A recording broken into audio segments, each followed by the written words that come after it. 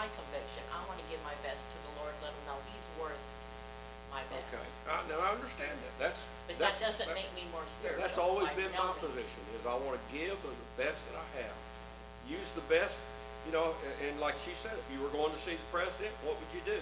Even though now, how many years ago has it been you never saw a president without his suit on? I mean, you didn't see him come out with no tie, right?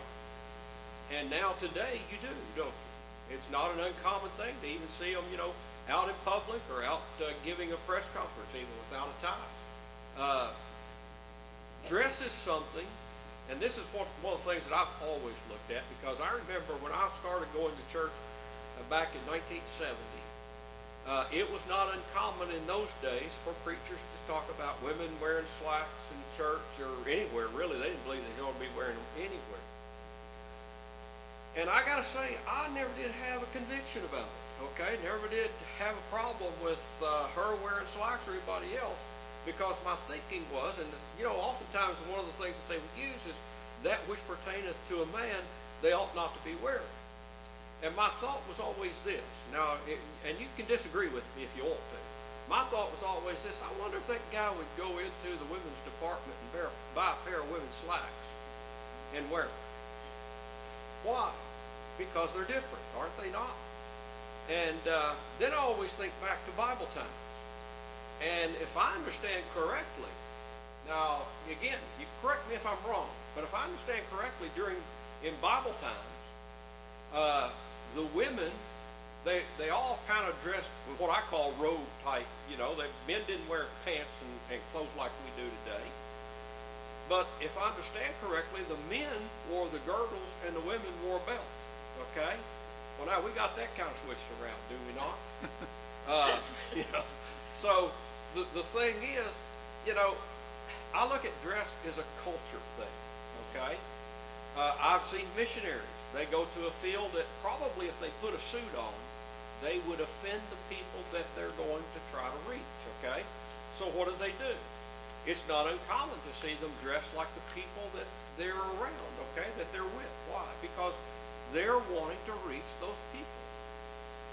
But I think it comes down to the fact we want to give our best to Christ, okay? And so that's my position. However, if somebody comes in here, they're dressed modestly, and they don't have a suit on, it's fine with me, okay? Because I have no right to judge that particular issue, okay? But preacher, I don't think it makes a person more holy the way you dress, because God Right. looks on the inside of the person, not on the outside. Exactly. But here's what we have to remember.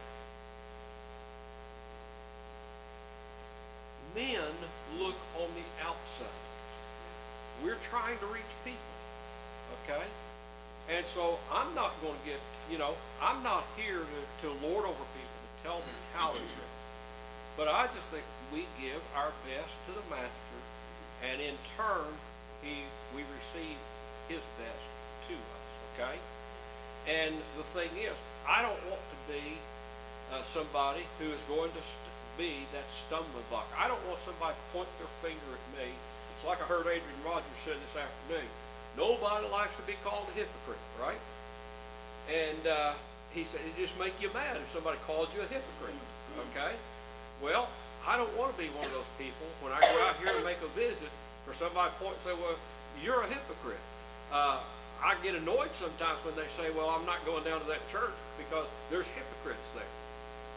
You know, and you hear that all the time, and not necessarily here lately, but you'll hear it all the time. People don't go to church because the hypocrites there, okay? We don't want to be named among those. We want our yea to be yea and our nay to be nay. And here's what Paul goes on to say. He said, but if thy brother be grieved with thy meat, now walkest thou not charitably, destroy not him with thy meat, for whom Christ died. Let not then your good be evil spoken of. Bear the thoughts or the concerns of people. Keep in mind that we are a Bible in one sense that the lost are reading. okay?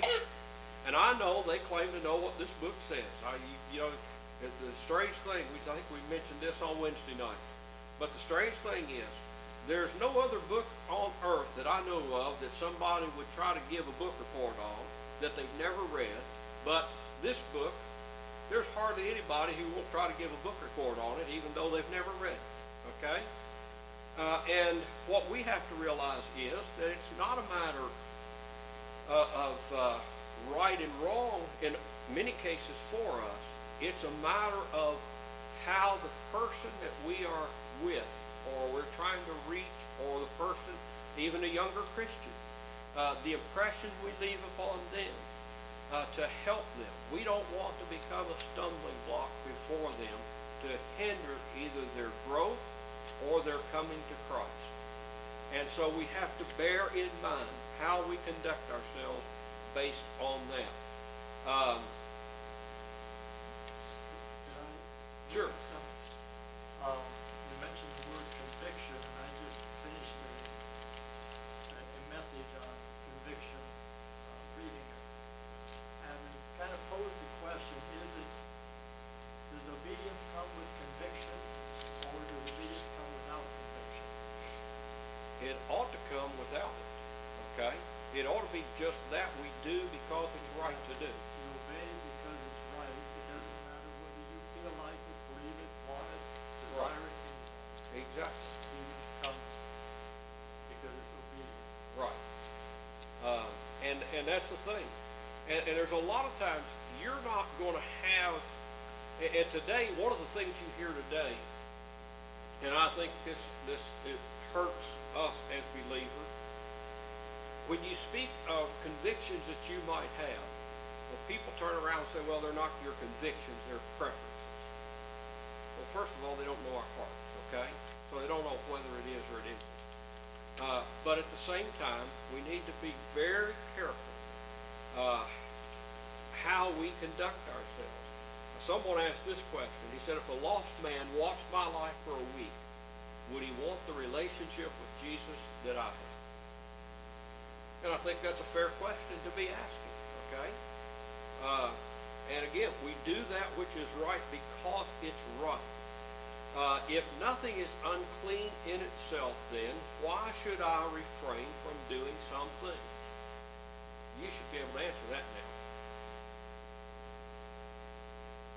Why should I?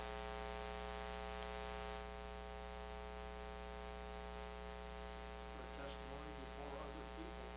That's it. It's all about a testimony. We have to realize that we are affecting other people's lives.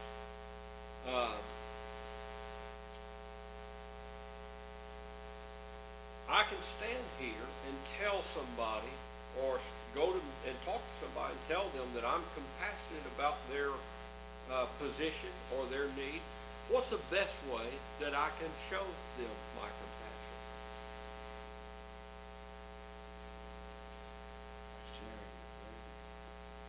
Okay, by sharing the burden.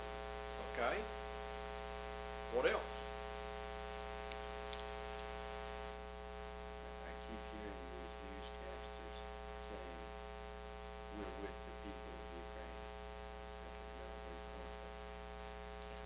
Yeah. Well, you're going to hear that a lot, and even sometimes, you'll hear people in the public talking about, well, I feel your pain, when most of the time they have no clue what your pain is, okay? So unless they walk in your shoes, they cannot. And in our country, we've never had, other than 9/11, 2001, that's really the only attack that's ever been made since I've been alive. I don't know if there was never a time even before that, besides since Civil War, has there been?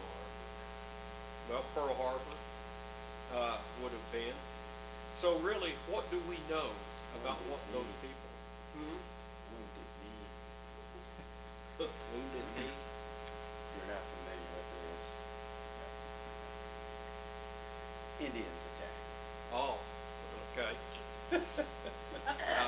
But the thing is, we don't know really what those people are going through, okay? we don't know what it's like, unless you've been through this, and people could have been, there's people in this country could have been, but where you've lost everything. Your whole life has been kind of, in a sense, taken away from you, except your life itself, okay? We don't know what it's like. And so, but we need to be compassionate toward them. But also, I can show compassion by being considerate of others and their positions. If somebody has a problem with something that I don't see as a problem, then I need to respect that, okay? Simply because I don't want my good to be spoken evil of. We look at verse 17, and we see here, he says, for the kingdom of God is not meat and drink, but righteousness and peace and joy in the Holy Ghost. For he that in these things serveth Christ is acceptable to God and approved of men. So, we are to show compassion and to do what we can to be considerate, and even ask ourselves if we do something, is somebody going to take this the wrong way? Have you not ever done something and you just kind of blink for just a minute and say, oh, I can't believe I just done that. And you know that people are watching and you think, man, what did that do to my testimony? I know sometimes when something gets me upset, my temper gets the best of me. And I'm glad it doesn't happen often, but when it does, sometimes I wonder what kind of an impact I just left in front of these people. So what we need to do is to be considerate and to be careful that what we do does not leave someone to stumble in their Christian walk or to stumble and to not be saved. So, in fact, that was my next question. Why should we be careful how we conduct our life? Conduct our what? Our life, Someone is always watching. Well, most of all, the Lord sees it, okay? but other people are watching. People are watching, and God is watching, okay? So, when we bear that in mind, the effect we're having on people, and I'm going to wrap this up real quick here, guys, but here's what we have to consider. We have to consider that other people are watching us. Probably more importantly, God is watching us. But he is concerned about how we present ourselves to people, okay? And so we need to be careful how we do that. Story is told about a king that was looking for a new chariot driver. And he had a road that goes around the mountain, and there was a drop-off on the side, and he said to these 4 guys that interviewed for the job, he said, I want you to drive the chariot around that mountain and see how close you can get to that edge there.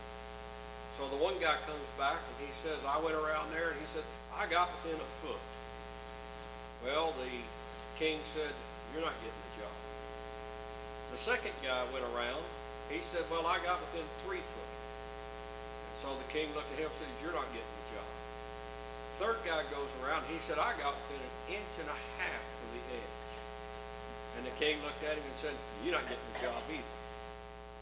When it comes to the fourth guy, he says, I stayed away from the edge. He said, I got close. I didn't even try to get close to the edge.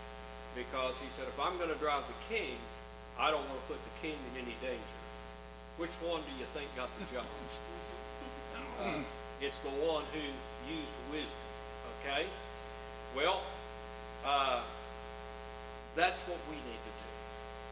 Use wisdom, and I think that's what Paul is telling us here. He says, meat does not destroy, verse 20, but all things indeed do not destroy the work of God, but all things indeed are pure, but it is evil for that man who eateth with offense.